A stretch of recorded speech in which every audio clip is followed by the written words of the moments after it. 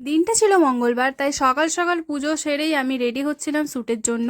আজকে আমাদের শ্যুট হবে নীলাবতী সিজন 2, তাই আমি এখানে যা যা আমার দরকার সবগুলোই বার করে নিচ্ছিলাম শ্যুটে যাওয়ার জন্য। প্রতিদিন এত কাজ করার পরে আমি তারপরে বাড়ি থেকে বেরোই শ্যুটের জন্য, কিন্তু আমার কিছু করার নেই, আমাকে কাজগুলো কমপ্লিট করেই বাড়ি থেকে বেরোতে হয়।